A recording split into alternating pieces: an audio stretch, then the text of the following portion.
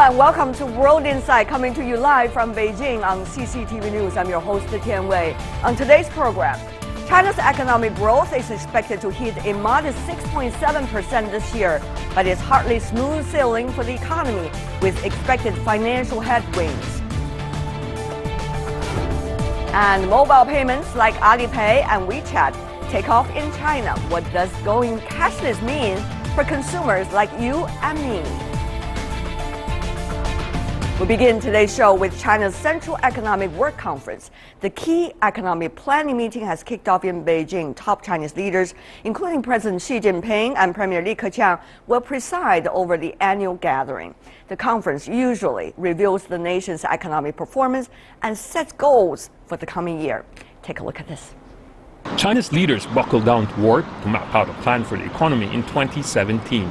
Top leaders take part in the Central Economic Work Conference in Beijing, the highest policy-making annual meeting that sets the national agenda for China's economy and finance. In the first 3 quarters of 2016, China's gross domestic product expanded at 6.7%, a modest but steady growth. In a prelude to the work conference, the Political Bureau of the Communist Party of China Central Committee convened on Friday to work on more supply-side structural reforms that will be carried out in 2017. Also a priority in the conference are reforms in state-owned enterprises, taxes, finance and social insurance. Review what has been done this year. We see one bright spot, which is a tax change and from business tax to VAT, which I think is quite significant reduction in tax burdens, and particularly in the services sector. Economic planners do recognize that innovation is an important driver for the expansion of the economy. We will work hard to improve product quality, invest more in research and development, lift our ability in innovation as to compete with global players. The U.S. Federal Reserve has announced a 0.25% increase in the benchmark rate and predicted 3 further rate increases in 2017 on Wednesday. This rate hike is expected to weigh heavily on China's monetary policy. The key issue is how soon, how fast, how strong. I think that will impact market because market have to adjust their position, and the risk premium will be adjusted, which will cause a global assets repositioning and capital flow movements. Though China is facing challenges in international trade and politics, leaders are confident about the country's economic transition and future growth.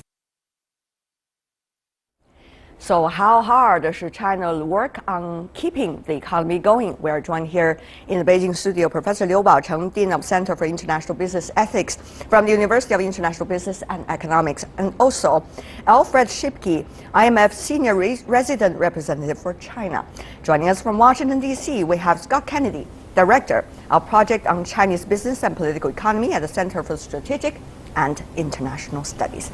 Gentlemen, welcome to the three of you. This is certainly a big time when we talk about Chinese economy, usually during the Central Economic Work Conference here in Beijing. So let me ask you, does growth rate still matter for an economy like China, which has been growing so rapidly over the past 2 decades? Alfred. Well, we've been arguing that it might be time for China to consider moving from a formal target to a projections, to give the government a little bit more room to decide whether it wants to provide support or not. We do recognize that growth has to have a bottom, so that should be considered as well. But it might be time for China to move toward projections rather than a formal quantitative target. I see. So what about that L shape? Professor Liu, people have been talking about L. Are we going to continue with that specific line over there for how long? Well, people talk about L shape, and now also people raise the another more positive one, the S shape. So the whatever shape it is, well, when the denominator is so large, any numerator's growth is really marginal. So therefore, the growth rate won't really hit on the regressional type of growth rate. So double digit is really something that has really gone away. But having said that, well, to maintain a stable level of growth, although I do agree that we do not need to have a specific number. All right. So it's important to first for the central government to deliver its promise to double the income by 2020, and also to give the confidence for local government and enterprises that really, there are positive prospects. Scott, really let bygone be bygone? I'm sorry, say again? Let bygone be bygone. I mean, let those fast growth rate just be Oh. a thing of the past. I think the key thing is that the leadership needs to focus on is the efficiency of the Chinese economy more than any specific growth rate. If you look at fixed asset investment in the first 11 months of this year, it rose quite a bit, but about 8%, but 20% rise by state-owned enterprises, 3% by private companies. That's a very imbalanced level of investment by different types of companies. That shows you that the economy is still depending heavily on stimulus, which is not generating efficient growth. So you're getting a number that's large, but China's burning a lot of oil to get that growth rate. If we take a look at some of the latest numbers, for example, for the month of November, it shows a steady growth with industrial output rising about 6.2%, slightly faster than previous months. Retail sales rose 10.8% in November, boosted by Singles' Day online shopping festival that is in China. The retail sales growth has been the biggest since the end of last year. State-owned investment was up more than 20% in the first 11 months from a year earlier. All of these numbers seem to be so optimistic, and yet we know, Alfred, there are things that China hasn't been done despite of its grand plan. What are these things from the IMF's perspective, and how well can they be done for the next year and two? It is fair to say that China has had a lot of reforms.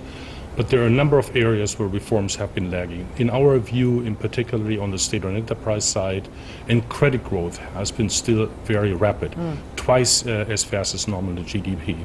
If you want to have a better allocation of resources to the new drivers of the economy, you have to move forward with SOE reform to deal both with the existing debt stock, but also to ensure that the future credit goes to the right parts of the economy. Okay, let's talk about the credit, because that's very interesting. Of course, the debt is one thing when it comes to the credit, but there is another thing, that is whether you invest in the real economy, for example, high level of manufacturing, or you just throw those cashes around to invest in projects and come out with cash once again and without really developing economy. That's a big debate, Professor Liu, here in China. Absolutely. I think now we are really positive to see that the service level has really gone up. But now within it, I think the large contribution is also done by the money game. So people do not really invest in the real economy. And I had a number of discussions with the entrepreneurs in the south part. They feel rather confused about where to invest. So therefore, they cash out the money from the operational plants, and they get engaged in the lending business. So this is something that I really do not really welcome for the Chinese growth. At least China is not that stage to grow that high level of service by money game. We have seen that in the United States. After all, the last round of financial crisis, that's what it's about. Just throw around those credit, and yet not necessarily in the real economy. Scott, have we learned a lesson here in China? Do you think which stage are we in at this moment in that trend? Well, I think we're still in the stage of denial.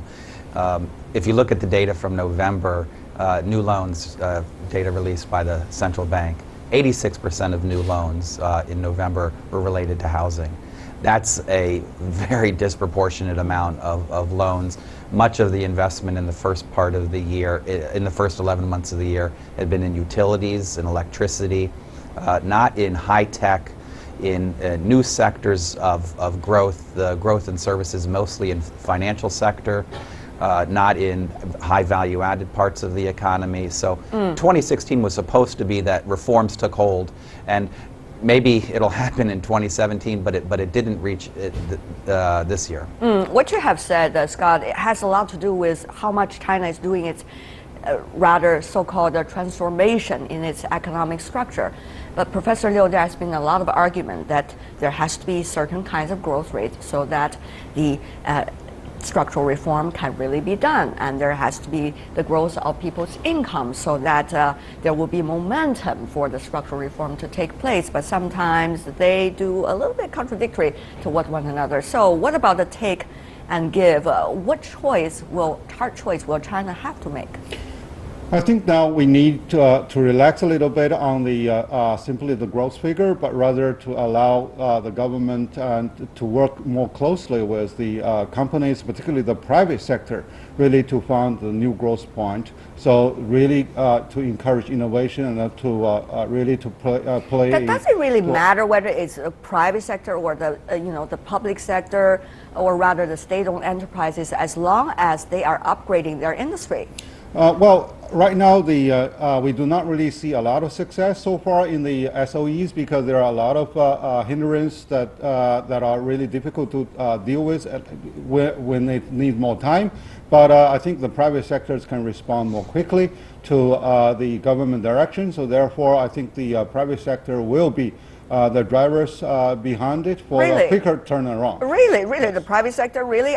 Can we just blindly believe in this statement that the private sector will always make it better and faster?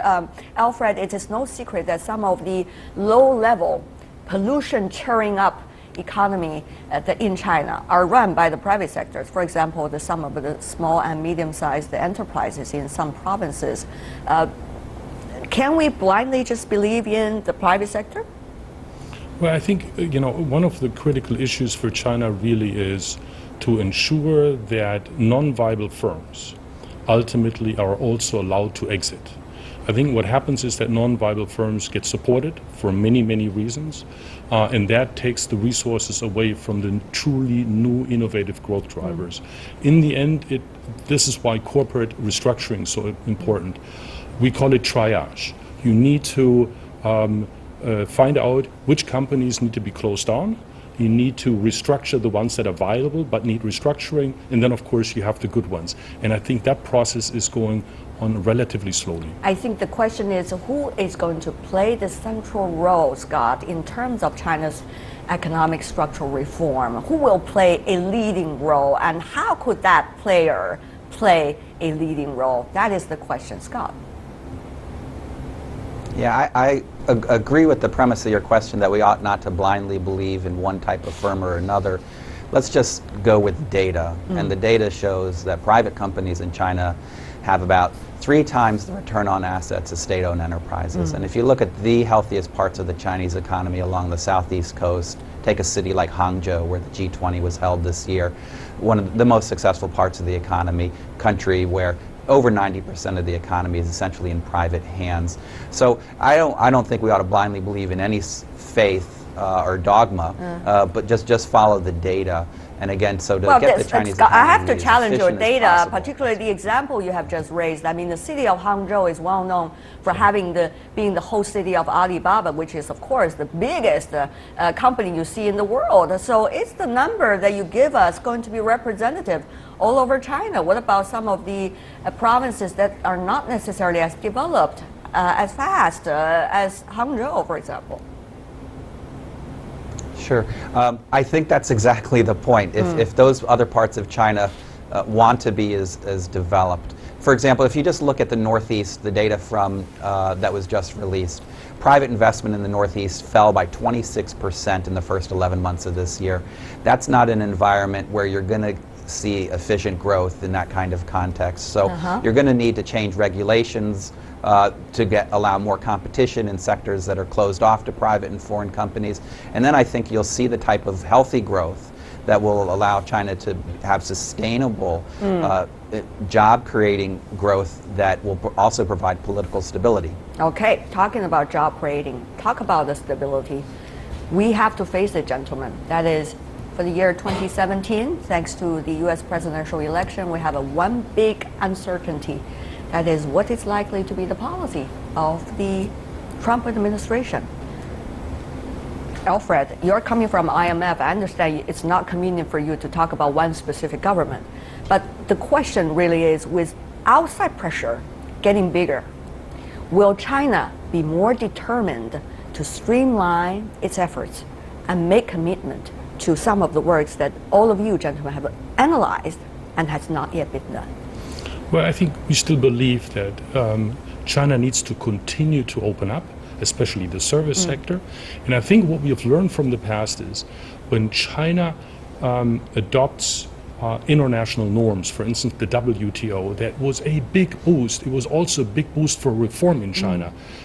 So China ought to be looking outward, taking advantage of external anchors, and that can drive and facilitate the reforms domestically that we all know is politically difficult to do because you're dealing with strong interest groups. Right. Well, back in the days when WTO just welcomed in China, of course there were pains. There were growing pains in China. Scott, can we still endure those growing pains at the same level or even lesser at this point of China's growth, given the social changes? I think so. I mean, Alfred and Professor Liu probably know the data on this better than I do, but from what I understand, the employment challenge that China currently faces in restructuring is about somewhere between 5 to 10 million jobs, and it was about 30 to 40 million jobs around the time China entered the WTO dealing with SOE restructuring then. So it's now more a financial problem. But China's, most of the, I mean, I think that the type of language that we're hearing from Washington in my neighborhood is probably not encouraging and reassuring to Beijing. But if you look beneath the surface, you know, reform is difficult. And joining the WTO certainly was of huge benefit to China and the world, and another wave of reform like that would also be extremely beneficial given the size of China's economy for the global economy. Professor Liu, what about that? I mean, outside pressure. You have on the one side outside pressure, such as, you know, political uncertainty coming from Washington, D.C., but at the same time, you also have China's link with the outside world ever-changing compared to the days of the WTO when China just entered, for example, Belt and Road initiatives coming from China. But these are long-term, middle-term initiatives. That's right. So what will China rely on? I think China is a big market itself with huge resources and huge demand power. So we need further integration within our own country, and then also further opening. Now the free trade area is still a pilot stage. So whether you know, we didn't really talk about negative list within WTO, but now we talk about negative list. So and also China, you know, is there to propose its rulemaking leadership in the further regional integration in order to further expand China's trade activities and investment activities within your neighborhood and also with the partners on Belt and Road. So I think these are the very important directions that we are going to move into. But you know, there are difficulties because of the uncertainty we talk about. There has to be rules, and yet what if people just walk away from the rules? Particularly if it's the biggest economy of the world. And what would China do? And what would China and some of the other biggest economies in the rest of the world do? Alfred, you're coming from IMF. I'm sure there are many scenarios many of your researchers are studying on right now. What do you think will happen to the international mechanism? And how would that mean for a country like China, the second largest economy in the world? I think the point that we're making is this is the time for increased collaboration at the global level. And I can particularly talk about China's role in the IMF, who has been a fantastic supporter directly in the IMF, but also helping the IMF work with other countries that need, for instance, financial assistance. I think the interconnectedness today implies that we have to have global cooperation through a multilateral system. So it's very important. Yeah, well, Scott, the big question is what's going to happen to Washington, D.C., as we mentioned? And will there be a trade war? How do you think China has been responding to the rhetoric so far? Does that help us to understand what China's policy might be, after all, after January the 20th? Sure, I think, you know, China's, and all of us are paying a lot of attention to tweets and TV interviews, and I think what we ought to do is pay attention to actual policy. Too much, hardly to keep kind up. Of keep things calm. Yes, and so, you know, China does have a responsibility, obviously, at the international level and at the IMF and WTO, which they've been fulfilling. But the biggest contribution China can make to the global economy and international governance is better management of its domestic economy. China's economy is so large.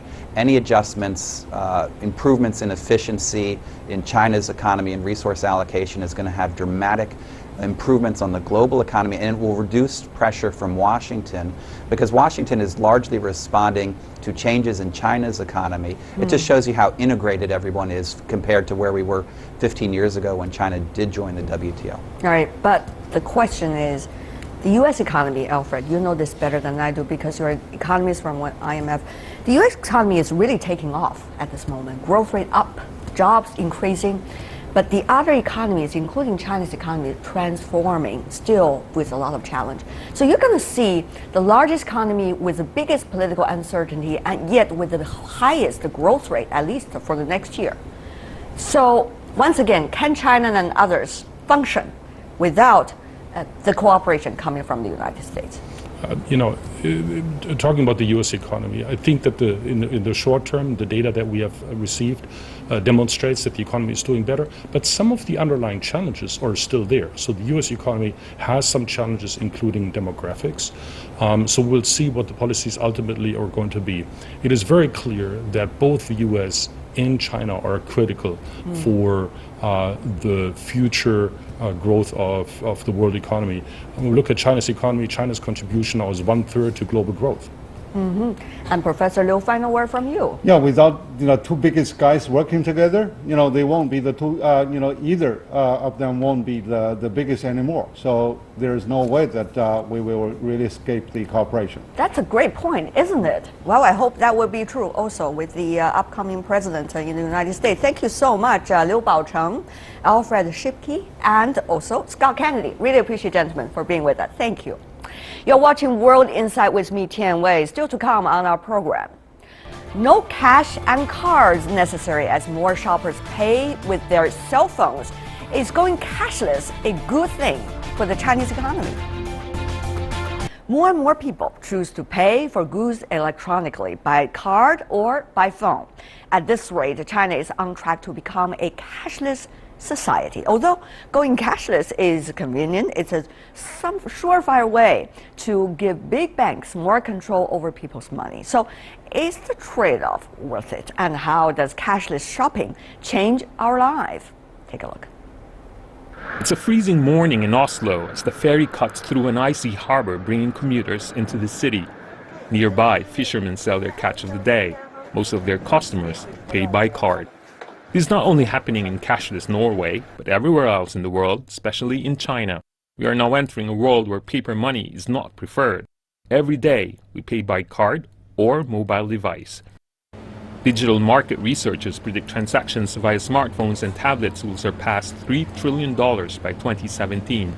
Mobile wallets are expected to continue replacing credit cards as tap-to-pay technology grows more sophisticated. Although the trend works for many young, urban and upscale shoppers, it does not sit well for others who like the feel of cold, hard cash. I think in a few years there will only be credit cards, or maybe not even credit cards, perhaps only using your phone. I can see it happening, but I don't think it's a good thing. I don't like it. I like to be free to use my money without tracing the money all the time. And not because I'm doing anything illegal, but because it's my privacy. And there are concerns over privacy, that banks and payment providers will know too much about their clients' purchasing behaviors and transactions. Data can be mined and sold to other companies. Still, going cashless may be inevitable as e-retailers find new ways to make paying easier. We're just a press. Alibaba founder Jack Ma this year showed off a prototype called Smile to Pay. In the US, Samsung Pay and Android Pay are set to take on Apple Pay. A team of students in Sweden also developed a payment system using the palms of people's hands. There's another silver lining to paying without cash, as it helps prevent financial crime. The main reason is that all Norwegians are going digital. Only 6% of our customers are using cash on a daily basis. Cash is actually fueling the black economy. And we are very worried about anti-money laundering from a bank's perspective. And obviously cash is easier to move around than digital money. Cash may well be losing favor, but it remains to be seen if it will be dropped altogether. Futurists are betting, though, on a cashless utopia. Cashless utopia. Is it time to hand up our paper money? In Beijing, I'm joined by two wonderful panelists here in our studio. Andy Mok, founder of Gold Resources, which provides professional services for startup in China, including investment and recruiting. That's a long introduction, by the way, Andy. And also Duncan Clark, the chairman of BDA, Beijing-based business consultancy, and also author of a book on Alibaba. Welcome to both of you, gentlemen. Great to be here. Cashless. Who have gone cashless over the past 1 week? I already have. Wow. The three of us. Where were you? I actually was in India for a week, and as you may have read, there's been a bit of a cash crisis in India. The Prime Minister decided... Cashless because of cash crisis or because you're doing cashless? Well, at the moment, the cancellation of the most popular notes, the 500 and 1,000 rupee notes, as an anti-corruption drive, meant that people overnight suddenly found themselves having to line up every day at the bank to exchange notes. Right. And it was an interesting experience, actually, not being able to change as a tourist. Effectively, I was there for business, but nobody had any cash. Cashless for a different reason. Yes. What about you, Andy? So I am cashless here in Beijing, and what that means is that I rely on WeChat pretty much for small transactions, buying a soda, buying a cup of coffee, even to buying plane tickets and train tickets and other large You probably need purchases. to help our audience all over the world to understand what exactly is WeChat without doing an advertisement for them. Okay. So go. Sounds good. So WeChat essentially is a social messaging app that has a payment system built into it. So it allows you, it's like an electronic wallet is the best way to think about it. All right. And have you been using it? Or Alipay? Yes, so both Alipay and WeChat I use regularly. In fact, it was an interesting experience recently. I was talking to a journalist about the whole phenomenon of cashless in China, and I was in a taxi, and I'd actually realized that the taxi would not accept cash. So I had to tell the journalist, I have to hang up now because I need to use my phone to actually pay for this ride. So it really hits you that it's actually quite hard now in some places to use cash. Right. Convenience stores in Shanghai, for example, a lot of them have just got rid of cash. You know, costs next money time to an have it. earphone would help you. Yes. But having said all of this, what would this really mean for the overall financial reform here in China and also the competition in the financial sector? This is going to be something really big. Andy? Well, I think first of all we need to recognize that the problem is not technology, but it's mainly regulatory, in that the potential is potentially enormously disruptive, because in restaurants you cannot have waitresses, or many fewer waiters and waitresses, because payment can all be automated. Banks, of course, you know, there can be almost done away with. So it's both potential huge upside as well as potential dislocations of the economy. Really? Do you agree with that? Half-half?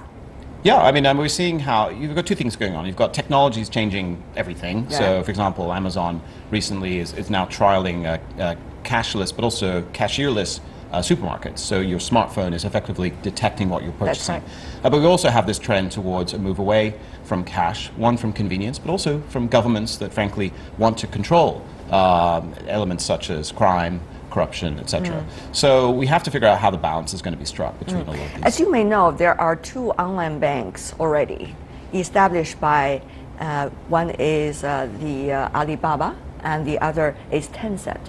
And very likely, upcoming in the new year, there's another strain of Chinese companies coming from all kinds of areas that are likely to run online banks. What would that mean for the overall industry, really? Well, you know, banks, as we know, are closing a lot of branches because having physical real estate, employing lots of people, costs money. Some of the banks, though, the incumbent banks, are pushing back, certainly here in China, against these online banks. So the idea of facial recognition technology to register an account, for example, the incumbent banks, the existing banks, are saying this is dangerous. We need to KYC, know your customers, very important to avoid money laundering and other things. But is this really just a defense to justify all their fixed costs and investments and employment? Or is there a valid reason for What do resisting you think? technology? Look, if I was a big bank, I would be saying it's very dangerous to use WeChat and Alipay and so on. But the reality is it's much more convenient for people, and there's no way they can fight against that forever. So the convenience of it would definitely win over the slight chance of quote-unquote danger. No, I agree, and I think in U.S. politics, people say where you stand depends on where you sit. So as Duncan was saying, the banks, the traditional banks are against it, and of course, the upstarts, if we want to call them that, the WeChats, the Alipays, are saying, no, this is not a problem. And I think partly it's self-interest, but I tend to lean more on the side that these cashless electronic payments are the future, and it is unstoppable.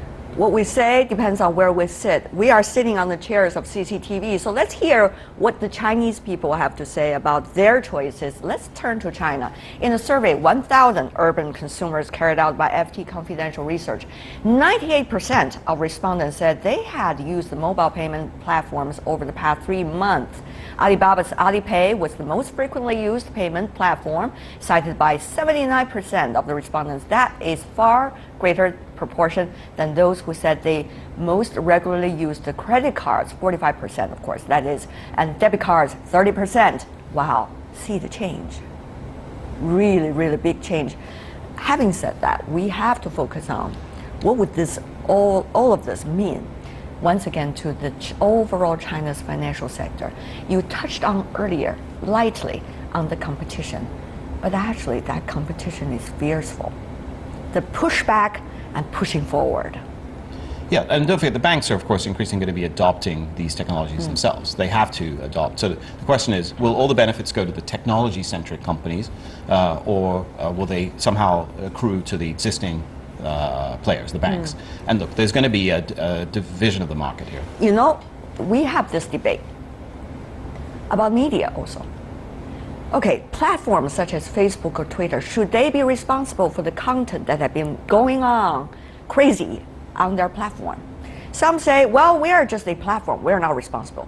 Others say, well, you have to be responsible for the content you're running. So there is an identity debate. Seems very similar to the online banks. They could say, we're just a platform, we're not responsible for the security. But they have to say, people would say, because you are banks now. So what do you make of that debate? Do we have regulations and legal structures to make sure it would work? Well, I think the financial sector is such a crucial part of the economy that it has to be regulated. I mean, there's a couple of areas here. Of course, there are things like fraud. So if your Alipay or your WeChat account gets hacked, what do you do? But a less appreciated part of what banks do is they actually create money, because in today's world, money is created by what's called fiat. There's no gold backing up the RMB or the US dollar. So banks, without getting into too much of the details, can actually create money. Similarly, the WeChats, even the Starbucks and the Apples with their stored value cards, in a sense, are creating money. And how is that regulated? Because that affects growth rates, interest rates, things like that at a macro level. So I think that the government has to regulate this, but how it regulates it, of course, is always the question. The question is, the tech sector and the financial sector, they hardly work together. You could hardly find someone who is very intellect in both worlds. Don't we have a challenge like that? Yeah, I mean, and this is an old story. I mean, but we're actually going back to the past. Until 1865, there were no notes in the United States. It was coins or privately issued forms of currency. And what we were just hearing about is these sort of, I mean, they all are linked to money ultimately, but there are these different forms of currency emerging. And when they're very useful, this is when they're liked by people, this is when they become popular. So ultimately, you can't fight against the consumer interests. And I think that's going to be the defining element of this. And what about the competition among these cashless platforms, such as Alipay, such as WeChat, such as some of the future online banks? What is that going to be like? Without regulation, how would that work? Well, there is regulation. I mean, there's still linkages between these wallets, effectively, to the banks, right? They haven't got their own completely unique currency. If you want to look at Bitcoin, then you're looking at more interesting things there, where you've had a very strong push from the technology guys against the established order, if you will. But again, we're seeing how some of that blockchain technology is being adapted by the incumbents. So, ultimately governments have power, right? I mean, and there are big attractions for them in terms of taxation as well as anti-corruption, that they're going to be getting involved heavily in this sector. So this is all playing out now around the world in different ways. Well, I think, the other part that it's important to look at is that companies like Alibaba and Tencent, they're also starting now to get into the lending function as well, which is how money in fact is created. Right. Because if you grant credit to your customers, now you're increasing the purchasing power in a country or in an economy, which could have inflation repercussions as well.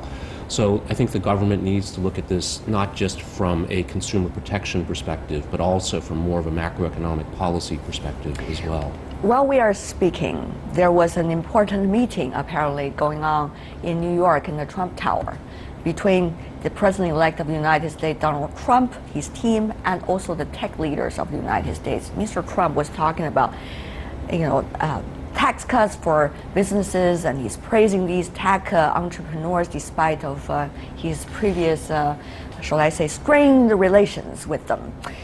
But having said that, though, the question I really want to ask, Duncan, is what about the innovative power? I mean, we all understand financial sector, big money earner. That's why you see the new tech companies are running into this cashless business. But once they put so much energy here, will they still have the momentum to bring in new technologies and also innovate on the new tech sector? I think that is a big question. Well, it's interesting, two of the tech leaders in the room with the president-elect actually come from a background of money and technology. What are you talking about? Peter Thiel and Elon Musk, who are both co-founders of PayPal. So in a sense, and look how Musk has gone on to do many other things in automotive and energy and many others.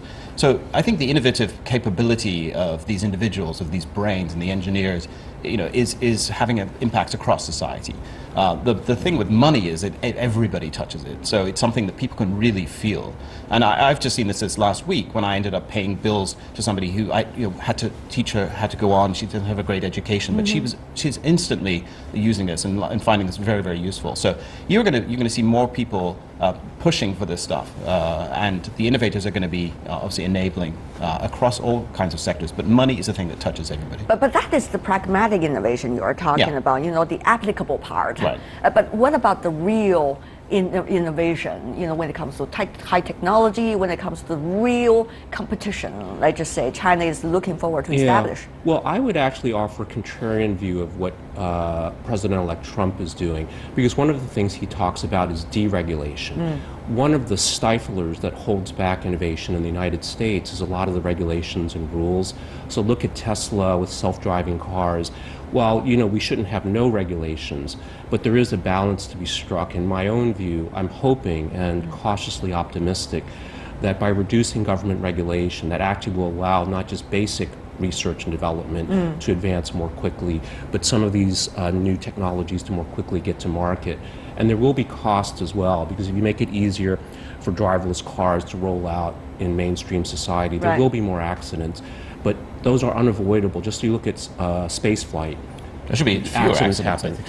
They're arguing there will be fewer. According to the number, actually fewer accidents, but we do not know how is it going to be like when it's being tested. But why should we trust both of you? I mean, you are coming from the tech sector. Of course, your answer is pro them. No, I mean, I think technology is a blunt instrument, right? I mean, you can go back to literally the stone, and creating fire. I mean, these are instruments that change over time. But the question is, how do we use materials and ideas around us to improve our lives? So I don't think anybody has a monopoly on that. The issue we're seeing now increasingly is that the tech firms themselves are so big, so powerful, that they are bumping into governments and also all the incumbents, the guys who've long dominated finance and media, etc. So as consumers, the question is, what do we do in this world? What influence do we have? And we do have social media, we do have ways to popularize technology in interesting ways. Do we need to trust you? Can we really trust you, Andy? Of course you can trust me. What a question is that? But seriously, there's one question that is, what is likely to be the vision of these tech entrepreneurs in China? Because many of the things we talk about, the cashless, is coming from some of the most pioneering Chinese tech companies, like Alibaba, the e-commerce platform, and also Tencent. You earlier was writing a book about Jack Ma, who is the founder of Alibaba. After talking to him, what do you think is his vision, particularly developing, the financial part of his overall operation? How representative is he among all the tech leaders? Well, Alibaba's success today has really been based on one thing, which is trust. They've won the trust of consumers online to buy things and pay for them online, and also have things delivered. There was also debate about their credibility. And anytime there is an issue, internal fraud or kind of problems, that's the most sensitive thing that happens with Alibaba. And that's the point, is that trust is how he will hope to move into financial services, into entertainment. Because Chinese consumers crave trust. They crave authentic goods. They don't want to get ripped off. They don't want to be embarrassed. They don't want, so that is really the fundamental underpinning of these new economy companies. And same for Tencent, the ease, but also the ability to rely on the technology. It is reliable. You can rely more on your cell phone than you can your wallet. But how much reliable are they if there are only very few of them? At this moment, we only talk about two, which is the most established. So will there be monopoly? Should we worry about a monopoly at this early stage already? What's next? Yeah. Well, I think it already is a monopoly or a duopoly, with Alipay and WeChat as the dominant payment providers in China. But I think we also have to recognize, too, that whoever has the most data wins, and that especially Tencent, because they're closer to the consumer and they're collecting not just your transaction data, your WeChat data, but even where you are when you're talking to people, what time of day it is. And that is very valuable, but it can also make people uncomfortable, and there are clearly privacy issues around Should we worry about monopoly or not? Very quick answer. I think no, because economies of scale outweigh any risk from a monopoly. Agree? No. Final word. I'm worried about monopoly. We should all be worried about that. Well, I'm sure that discussion will continue, but for now, we want to thank both of you, Andy Mark, Duncan Clark. Really appreciate, gentlemen, for being with us.